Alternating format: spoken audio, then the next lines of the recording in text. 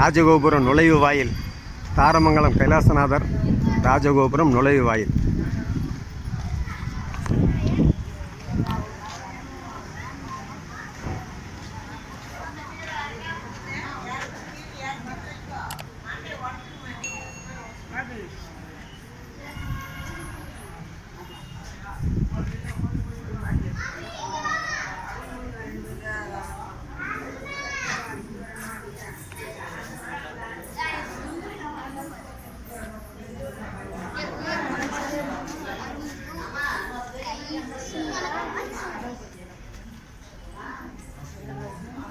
சுற்றுப்பிரகாரத்துடன் கொடிமரம்,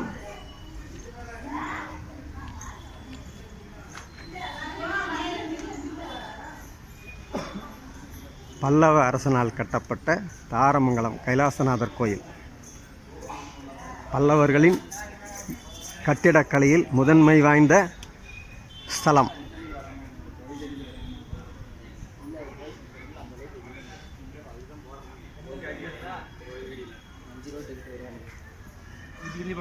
ராஜகோபுரத்தின் உள் நுழைவாயில் உள்புறம்.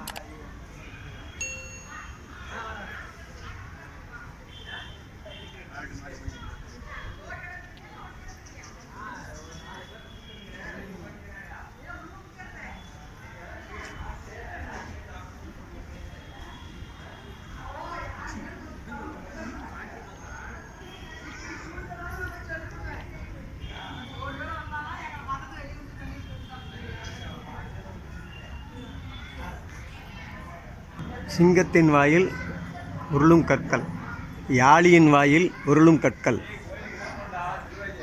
பல்லவர்களின் கட்டிடக்கலையில் முதன்மை வாய்ந்த சிற்பக்கலையில் சிறந்த இடம் தாரமங்கலம் கைலாசநாதர் கோயில்.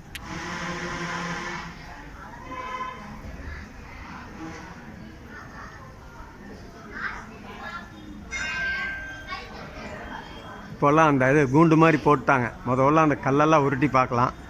அந்த வர்றவங்களோட தொல்லை தாங்க முடியாமல் அந்த கூண்டு போட்டாங்க.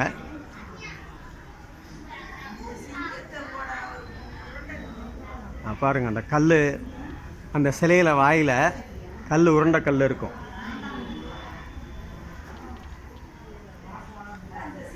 இந்த கல்லை உருட்டலாம்.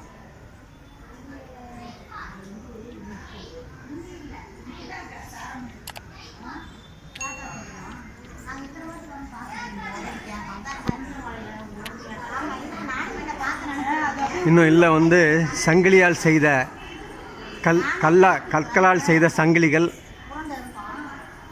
ராசி 12 ராசிகளையும் உள்ளார கல்லாலேயே செதுக்கியிருப்பாங்க. மேல் மாடத்தில் அருமையான ஒரு இடம். பல்லவர்களால் சிற்பக்கலையில் சிறந்த தலம்.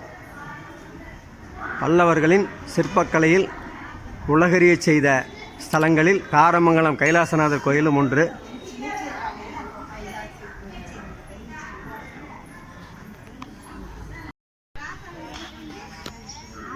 கோயிலின் உள்ளே அனுமதி இல்லாததால் எடுக்க முடியவில்லை. பாருங்கள், சுற்றுப்பிரகாரம், வெளி சுற்றுப்பிரகாரம்.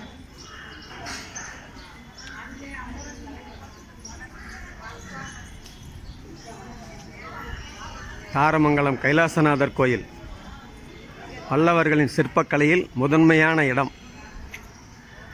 கெட்டிமுதலி என்ற சிற்பக்கலை வல்லுநரால் கட்டியமைக்கப்பட்ட தாரமங்கலம் கைலாசநாதர் கோயில் சிற்பக்கலையில் சிறந்த இடம்.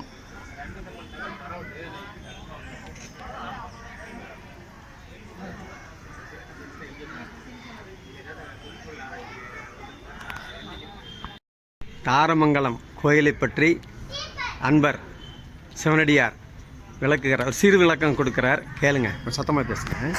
அதாவது அந்த காலத்தில் வந்து கெட்டி முதலிங்கிற ஒரு மன்னர் வந்து சிற்றரசராக இந்த ஊரில் ஆண்டுட்டு வந்தாருங்க. கெட்டி முதலிங்கிற மன்னர் வந்து சிற்றரசராக இருந்து ஆண்டுட்டு வர காலத்தில் இந்த ஆலயத்தை அமைக்கணுங்கிறது சிவபெருமானுடைய கட்டளை. அதை ஏற்றுக்கிட்டு அவர் வந்து கட்ட ஆரம்பிக்கிறாரு.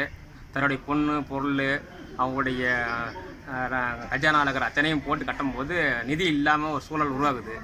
அப்போ அந்த காலகட்டத்தில் சிவபெருமான் நினச்சி அவர் வருந்துறாரு, எனக்கு இது மாதிரி ஒரு நிலையை கொடுத்துட்டியே அப்படின்ட்டு அவர் வரைஞ்சிட்டு இருக்கும்போது, சரி நம்ம அக்கா வந்து பேரரசி, பெரிய ராஜாவை கொடுத்தது பேரரசியாக இருக்கிறாங்க, அவங்ககிட்ட போய் உதவி கேட்குறாரு. கேட்கும்போது நீ தானே பைத்தியக்காரன், பைத்தியம் முடிச்சிடுச்சு, வேலை போல பிள்ளையா, பைத்தியக்காரன்னு சொல்லி திட்டி விடுறாங்க. அந்த மனவேதனை தாங்க முடியாது. அவர் வந்து இனிமேட்டு இறந்து போயிடலாம் அப்படிங்கிற ஒரு மன விரக்தியில் வந்து இங்கே வந்து கீழே பாதாளலிங்கம்னு சொல்லி ஒரு இடம் இருக்குங்க. அங்கே போய் இறங்கி உட்காந்துருக்கிறாரு. விஷம் மருந்து இறந்து போயிடலாங்கிற நேரத்தில் வந்து அசிரியாக அவர் வந்து பேசுகிறாரு. சிவபெருமான் என்னன்னு பேசுகிறாருன்னா, எப்பயும் போல் நீ கோயில் பணி ஆரம்பி, கோயில் வேலை நடக்குங்கிறாரு. எப்படி சாமி கையில் பொருளாதாரம் இல்லாமல் எப்படி கட்ட முடியும் கேட்கும்போது அவர் சாமி சொல்கிறாரு, நாளைக்கு நீ வா, நீ எப்பயும் போல் ஆரம்பி, நான் சொல்கிறேன், நீரை மட்டும் அள்ளி கொடு, திருநீர் அள்ளி கொடு அப்படின்னு சொல்லி கட்டளை இடுறாரு. அதையே சிறமேற்கொண்டு அவர் வந்து அடுத்த நாள் வேலை நடக்குது. கடுமையாக வேலை செஞ்சவங்களுக்கு வந்து அந்த காசு வந்து தங்க காசாகவும், ஒரு மீடியமாக ஓரளவுக்கு செய்கிறவங்களுக்கு வந்து வெள்ளி காசாகவும், வேலையை செய்யாத சோம்பேறி அந்த வந்து திருநீராகவும் இருந்தால் அந்த கோயிலுடைய வரலாறு. அதனால தான் திருநீரால் கட்டப்பட்ட கோயிலுங்கிற மாதிரி இந்த கோயில் ஆலயத்துடைய மிகப்பெரிய சிறப்பு வாய்ந்த ஒரு தகவல். இது முக்கியமானதாகவும் கருதப்படுகிறது. இந்த காலத்தில் இது மாதிரி ஒரு ஆலயம் திருநீரால் அமைக்கப்பட்ட ஆலயம் இந்த எனக்கு தெரிஞ்சு இந்த உலகத்தில் எங்கேயும் இருக்குதாலே தெரியாது. இது வந்து திருநீரால் கட்டப்பட்ட கோயிலுக்கு ஆதாரம் கல்வெட்டில் இருக்கிறதா சான்றோர்கள் வந்து சொல்லியிருக்காங்க. நன்றி, நல்ல விளக்கம் கொடுத்தீங்க. நன்றி. சரிங்க.